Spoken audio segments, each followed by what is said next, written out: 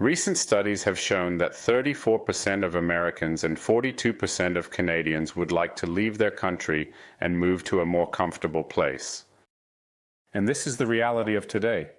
Statistics for such surveys have been kept since as far back as 1950, and until the year 2000 on average, only about 10% of residents in the US and Canada wanted to leave their country. Today, however, it is 34% in the US and 42% in Canada.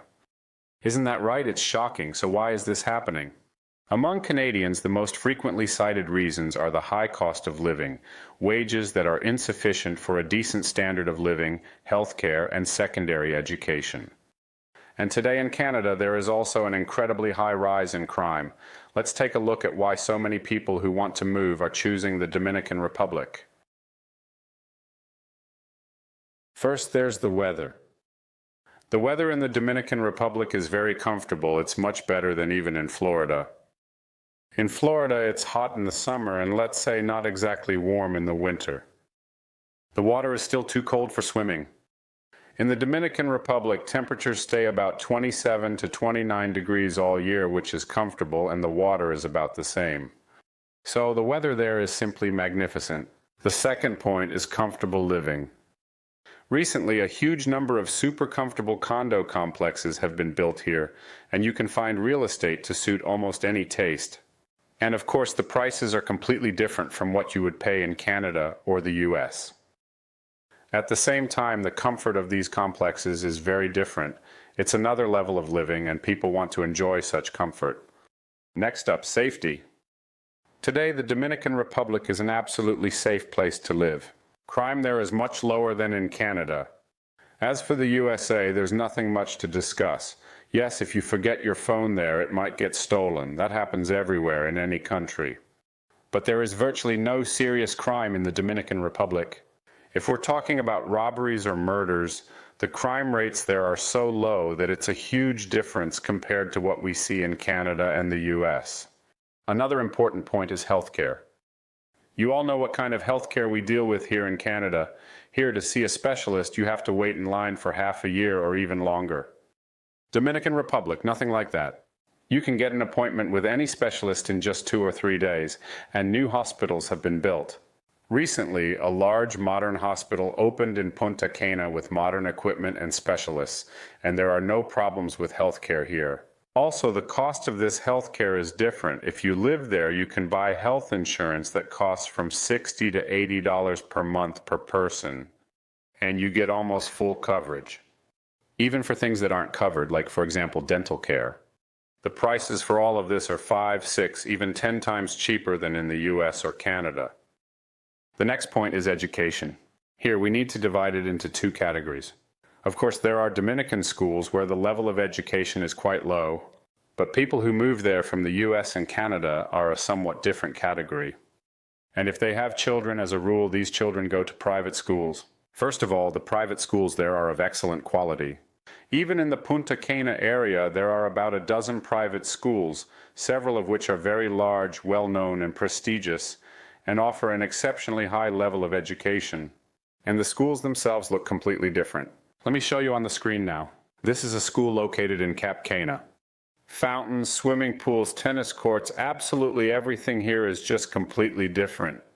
The education is conducted in English, but there are also subjects taught in Spanish, which gives students the opportunity to pick up the language very quickly. So within a year, children start speaking Spanish fluently, and that of course is a big advantage. But most importantly, all these schools are accredited, and after graduating from them, you can easily enroll in any Canadian or American university. The education is at a very, very high level. The next point is food. Food in the Dominican Republic is very different from what we're used to in Canada. First of all, the products are much fresher. There is a huge variety of seafood, and it's all fresh, just caught. The taste of the food is a bit different from what we have back home. That is, far fewer chemicals are used in food production, although a lot of food is imported, the kind we're generally used to here. The next point is that the Dominican Republic is a very sporty country. In other words, everything is set up here for sports and a healthy lifestyle. Tennis, golf, kite surfing, sailing, diving. All of this is available here, literally on every corner. So people who love active and healthy recreation will always find something to do here. And there are plenty of sports complexes where you can work out in very, very comfortable conditions indeed. Next, I should probably mention culture. The culture here is very well developed. There are all sorts of festivals, shows, celebrations, concerts, and many artists come here. There are similar theaters that go on tour, and various theaters from all over the world also come here. And of course, nature is very important. The nature here, many people unfamiliar with the Dominican Republic have never seen this kind of nature and don't even know it exists. The thing is, the Dominican Republic is not just about the coastline, where the weather is always nice, it's always warm, and what you expect when you come to an all-inclusive hotel. The Dominican Republic is a large territory, and it has mountainous regions. I was recently surprised myself when I went there. There's an area, for example, in the mountains where the temperature drops close to zero, and it even snows there. It's very common. Many people have country houses there where they go to celebrate New Year's. The nature here is very diverse.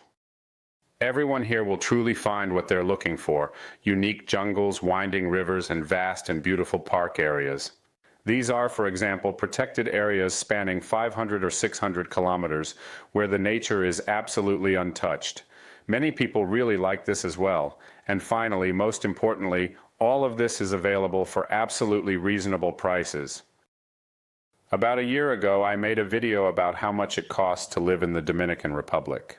Of course, everyone has different needs and interests. Some people spend much more, some spend much less. In the Dominican Republic, you can live quite comfortably starting from $1,000 a month. But I would put it this way: for the kind of lifestyle people move for, in other words, to not deny yourself anything at all and not have to worry about not having enough to pay for electricity, food, and so on, of course you need a somewhat different amount. $3,000 to $5,000 a month based on your needs. But you live there like in paradise. For the kind of lifestyle you can have in the Dominican Republic for $4,000 or $5,000 a month, in Toronto you would need $20,000. And that's a huge difference. People there live relaxed and calm lives. There's none of that constant stress where people work 3 jobs just to pay the mortgage. In other words, it's a much more laid-back country. A lot of people really like that, and that's exactly why they choose the Dominican Republic. Stay with us. There are many interesting videos ahead. See you next time.